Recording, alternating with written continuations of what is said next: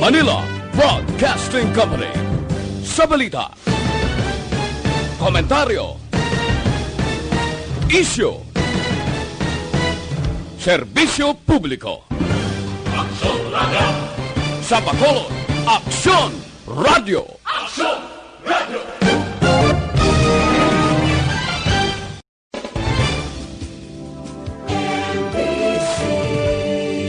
Manila Broadcasting Company. Sa balita, komentaryo, isyu,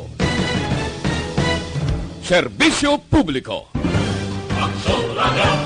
Sa Bacolod, Aksyon Radio! Aksyon Radio!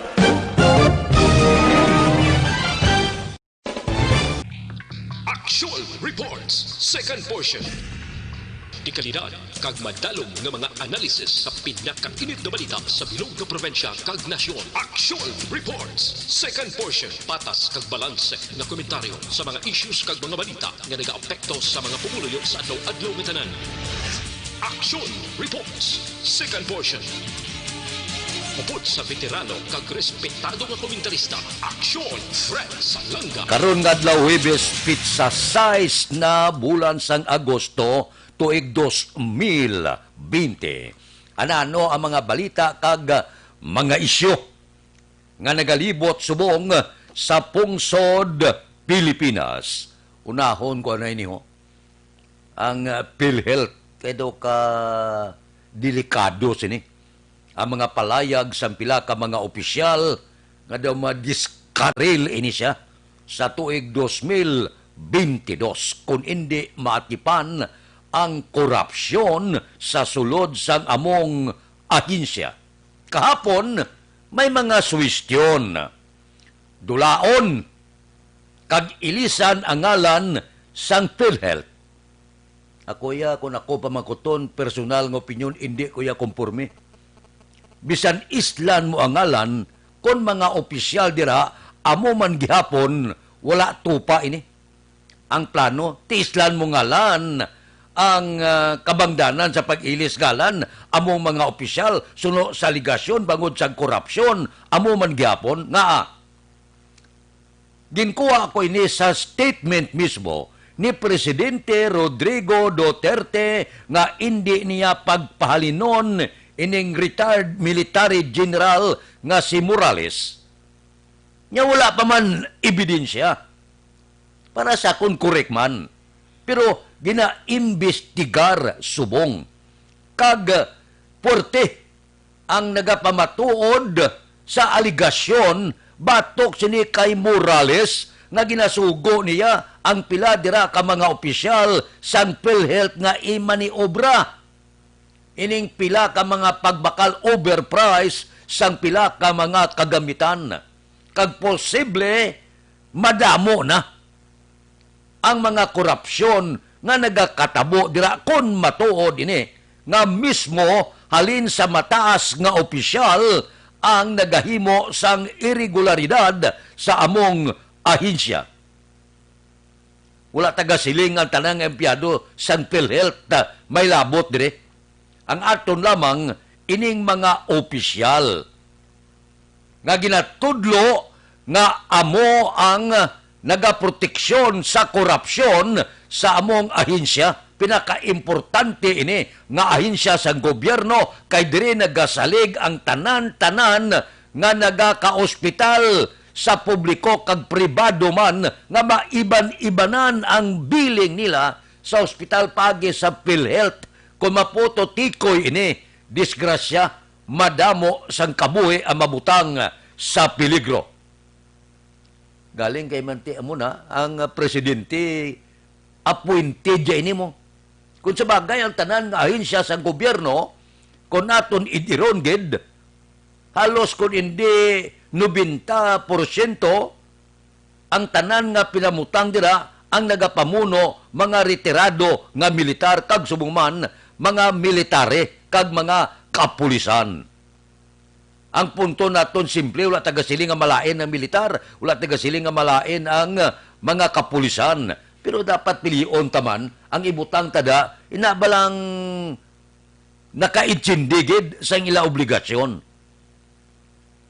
Yung militarya, halin as gira, ang ila na balaan niya, gira, hindi ang pagpadalagad sa gobyerno.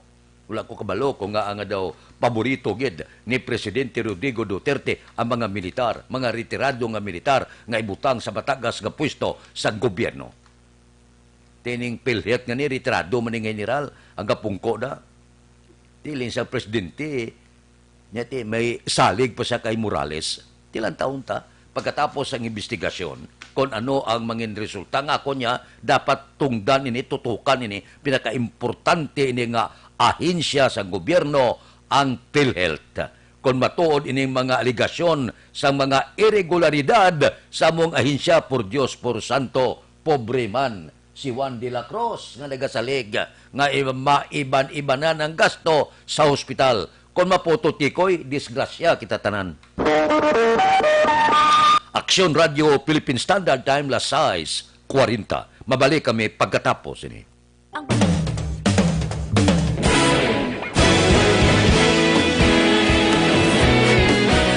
Naghakot sang pagpasidungog ang mga katapo programa kag drama sang DYEZ Aksyon Radio Bacolod sa Tingog kag Handurawan Awards 2020 sang KBP Negros Occidental Chapter. Ladies and gentlemen, our icon of radio in Negros Occidental this year goes to Eduardo de la Fuente.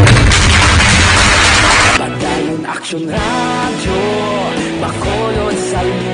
Ginpasidunggan bilang icon of radio si Eduardo de la Fuente, Anchorman of the Year Art Tayupoy, Reporter of the Year Brian Morden, News Presenter of the Year Boy Duran, Special Awards for Administrative Nani Kirao, Best Radio Drama ang Timbangan sang Katarungan, Best News Program for AM Aksyon Balita Banat Bulid ni Aksyon Rex Canton, kag Best Entertainment Program for AM This Is My Life ni Tita Wilma Sugaton.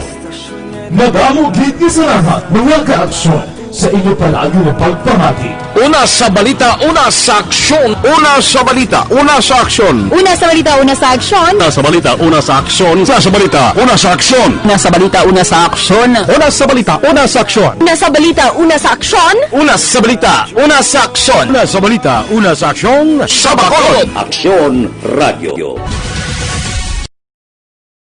Sa dinami-dami ng usapin ngayon tungkol sa COVID-19, nangingibabaw ang tanong tungkol sa expanded testing. Ano nga ba ang expanded testing? Bago natin sagutin ito, mahalaga munang malaman natin kung ano ang confirmatory test para sa sakit na COVID-19. Ang reverse transcription polymerase chain reaction o RT-PCR ay isang laboratory test na tumutukoy sa mismong virus sa loob ng tao. Ang RT-PCR ang siya lamang test na ginagamit upang makonfirm ang sakit na ito. Kaya nitong alamin kung may virus na sa katawan ng isang tao bago pa man lumabas ang sintomas. Kaya naman sa ating expanded testing, RT-PCR ang ginagamit natin ngayon. Hindi ito katulad ng Rapid Antibody-Based Tests o RATs na tumutukoy lamang ng antibodies sa katawan. Sino-sino ang kabilang sa expanded testing? Sa expanded testing, ang mga sumusunod na mga tao na may history of travel sa isang lugar na may COVID-19 o nakisalamuha sa taong may COVID-19 ay sasailalim sa RT-PCR test. Una, mga pasyenteng may malubha at kritikal na kalagayan. Ikalawa, mga pasyenteng may edad 60 pataas, pasyenteng mayroong ibang sakit, o mga pasyenteng may maselang pagbubuntis. Ikatlo, mga pasyenteng may bahagyang sintomas. At ikaapat, iba pa nating kababayan at mga healthcare workers na walang sintomas ngunit may travel history o contact. Mayroon na tayong mga laboratorio na kayang gumawa ng RT-PCR sa Luzon, Visayas at Mindanao. Sa kasalukuyan, layunin ng ating gobyerno na tumaas pa ang health system capacity ng bansa upang matest sina lolo, lola, kuya at ate na pasok sa populasyong kailangan ng testing. Ginagawa natin ito upang mabigyan ng tama at agarang atensyong medikal ang mga pasyente at para matukoy ang iba pang tao na nakasalamuha nila. Mahalaga ang pagpapatest sa paglaban sa pandemya, pero mas mahalaga kung mapapanatili ang kalusugan ng ating katawan. Mas mainam kung lalabanan natin to ng sama-sama. Ika nga, prevention is better than cure. Mag-exercise, kumain ng tama, practice cough etiquette, sundin ang 1 meter rule sa physical distancing, maghugas ng kamay, at higit sa lahat, kung maaari ay magstay at home. Samahan kami sa susunod na video para malaman ang kaibahan ng RT-PCR sa RATs.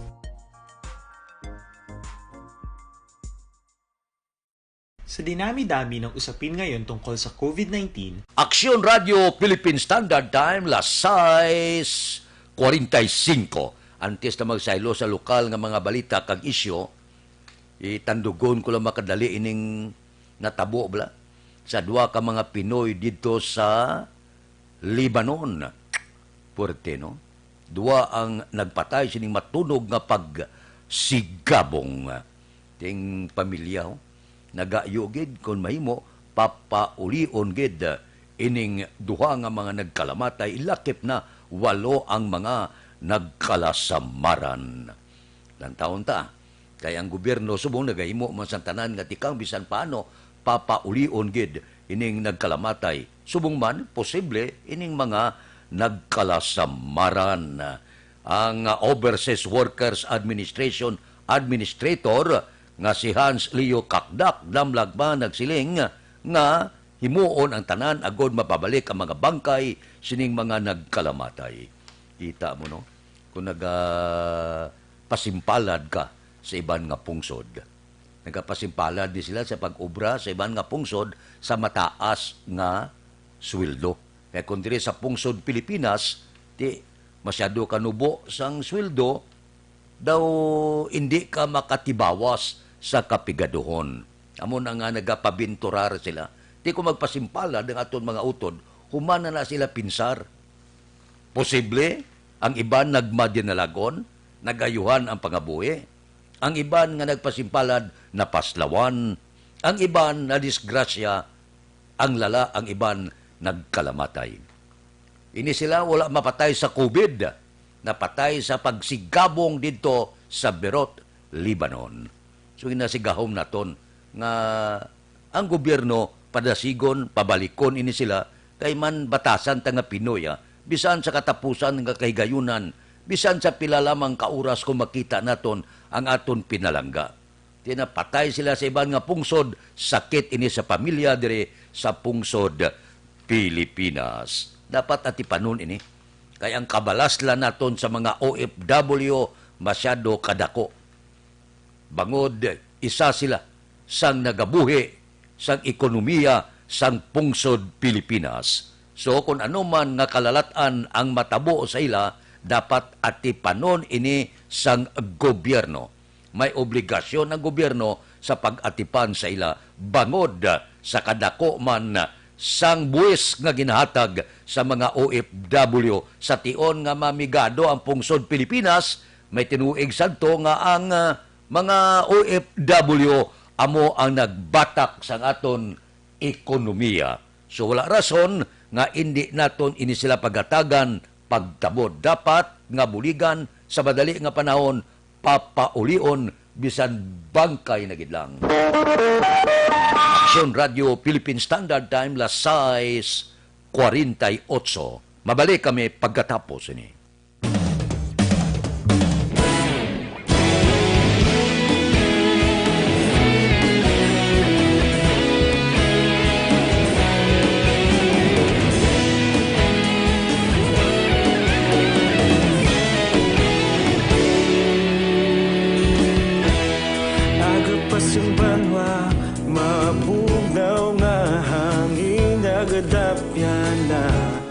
Ikaw nang ginapamati ang namon ginasandigan.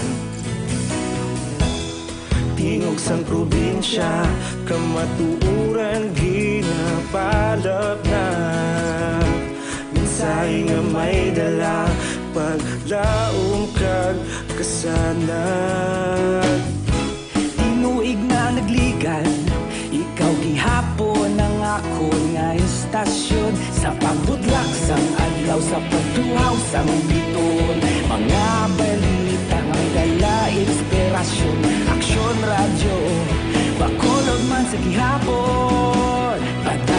Action Radio, Bacolod saludo sa imo.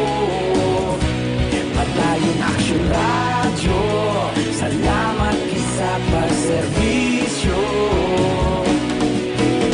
Patas kag balanse, matuod nga mensahe, wala sang ginadampingan. Padayon Action Radio.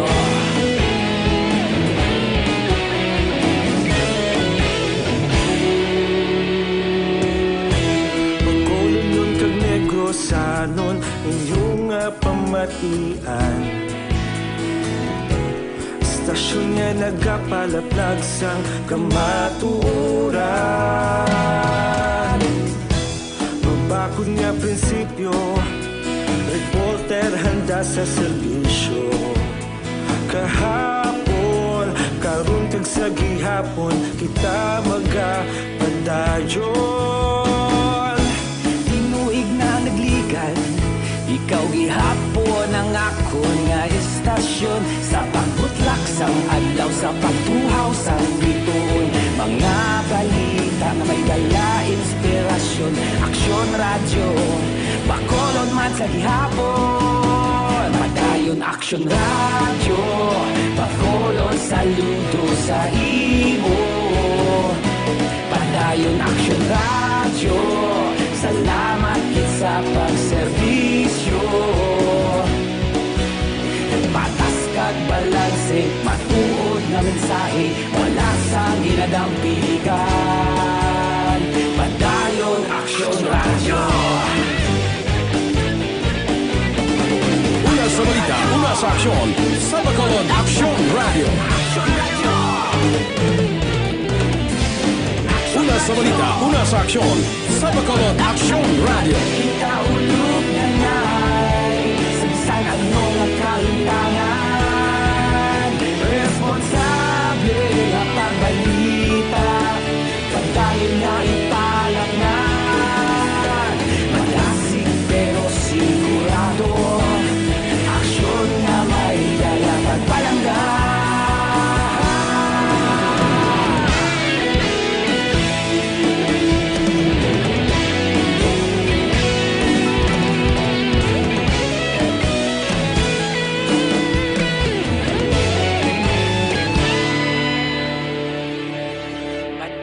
Action Radio, Bacolod saludo sa imo.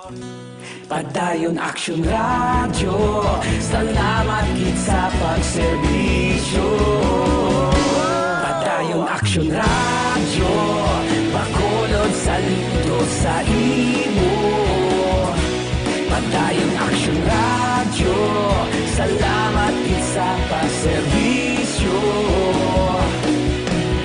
Patas kag balanse, matuod nga mensahe, wala sang ginadampigan. Padayon Action Radio.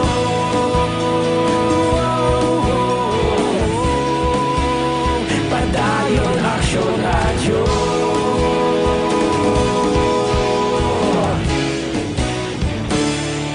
Padayon Action Radio.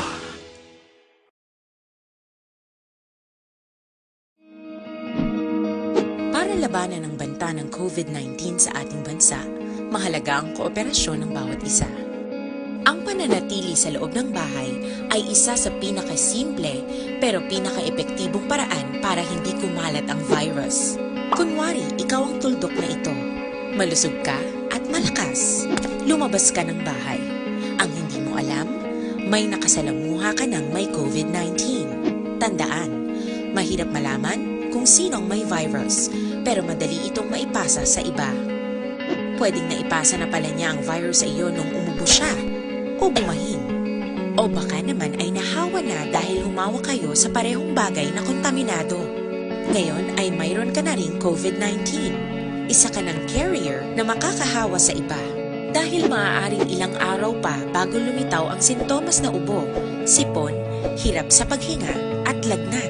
Pwede ring wala kang nararamdamang sintomas, ngunit nakakahawa ka pa rin. Pag-uwi mo sa bahay, maaari mong mahawahan ang iyong pamilya. Kasama na rito ang lolo at lola mo o ang mga magulang mo na may edad. Sila ang may pinakamahina na depensa laban sa virus. Ang mga may sakit sa puso, diabetes, high blood, at iba pang pre-existing conditions at mga buntis, mahina Aksyon Radio Philippine Standard Time, las 6:54 na. Di siling may moratorium daw wala pa, no? Kung pamatian ta si Councilor Renisito Nubiero siling niya, daw ginpahanugutan na sang uwa, ginpaburan na pangabay sang LGO, isa ka semana nga moratorium. Umpisa pa sa nagligad nga Agosto 3. Pero kahapon, siling ni Councilor Israel Salanga, chair sang Action Team on Returning OFW, wala pa siya nakabaton sang impormasyon o feedback malang gikan sa uwa nga naaprubahan na pangabay sang LGO nga suspensyon sang biyahe sa mga OFW. Padayon nag-abot mo. Ang buot silingon, wala pa sang eksakto gid nga impormasyon. Kaya man nangabay ang Bacolod, nga bangod puno na mga hotel, posible isa ka semana nga moratorium okay na. Mapaganagan, makagwa ang ara sa mga hotel pagkatapos sa ilang quarantine nga schedule, pagkatapos mabayran ang kulang nga mga 25 milyones pa. Pero nagligad nga adlaw siling ni Congreg, may ara na inisyal nga 10 milyones kaginbayad, kag ang 25 milyones bayran ini pasundan sang uwa kabay pa nga mabayran. Ngaling amulan ni ang moratorium daw wala gyapon mag-epekto ti Agosto 3 pa to. Nga siling daw ginpahanugutan sa uwa na ang moratorium nga sa kasimana, pero suno kay Councilor Israel Salanga, padayo nagaabot ang mga OFW dire sa Bacolod kag probinsya sang Negros Occidental. Aber, klaruhon tening isyu. May moratorium, sugda na, ukon wala pa. Nagsugod na, ukon wala pa. Kaya nga padayo nagaabot ang mga OFW dire sa Bacolod kag probinsya sang Negros Occidental. Aksyon Radio Philippine Standard Time, las 6:57 na. Ang Federal Lending Corporation kag Metropole Lending Corporation, isa lang ini sila.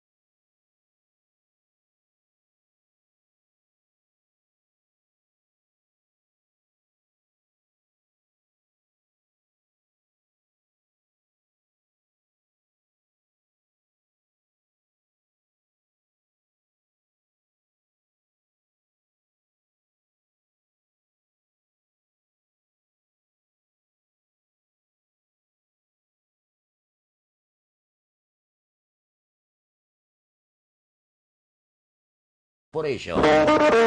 Aksyon Radio Philippine Standard Time, las 6:58. Mabalik kami pagkatapos ang mga ini.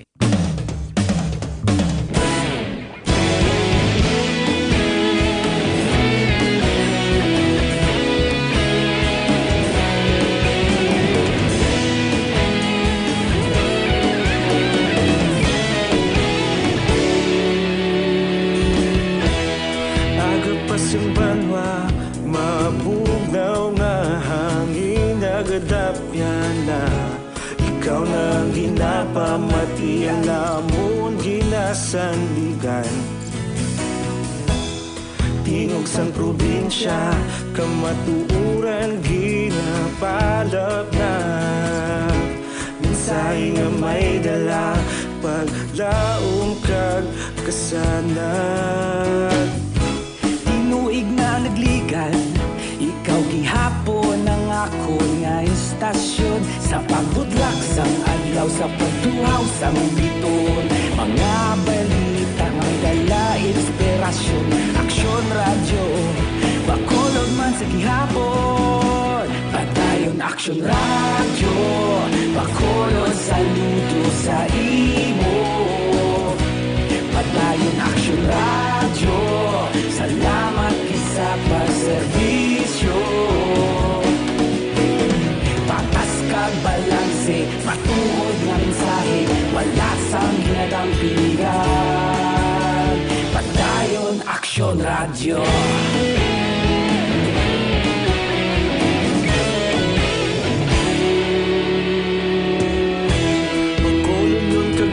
Sanon inyong pamatian,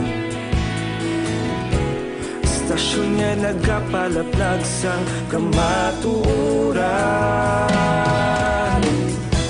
Mabakod nga prinsipyo, reporter handa sa serbisyo. Kahapon, karon kag sa gihapon, kita magapadayon. Ikaw gihapon ang ako nga istasyon. Sa pagbutlak sang adlaw, sa pagtuhaw sang biton. Mga balita nga may dala, inspirasyon. Aksyon radyo, bakolod man sa gihapon. Padayon aksyon radyo, bakolod saludo sa imo. Padayon aksyon radyo, salamat sa pagserbisyo. Patas kag balanse, matuod na mensahe, wala sang ginadang piligan. Padayon aksyon radyo. Una sa balita, una sa aksyon, sa Bacolod Aksyon Radio.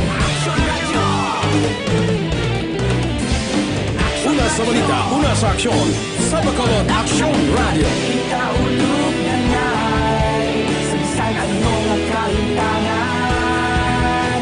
Responsable nga pagbalita, pagdayon na ipalap na. Malasig pero sigurado, aksyon na may dala pagpalanggan.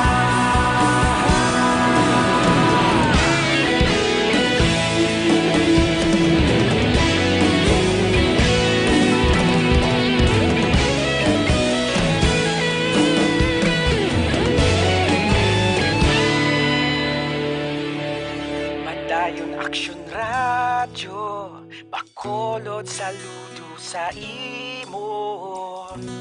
Padayon aksyon radyo, salamat gid sa pagserbisyo. Padayon aksyon radyo, bakolod saludo sa imo. Padayon aksyon radyo, salamat. Aksyon Radio Philippine Standard Time, Las 7:03, standby na sa aton Aksyon Balita Morning Edition. Liwat magaduloong sa aton sa mga balita lokal, national, international, sports kag artista. Upod kita kay Aksyon Boy Duran kag Aksyon Edin Aboso, Aksyon Fred Salanga. Una sa balita, una sa aksyon, sa Bacolod Aksyon Radio.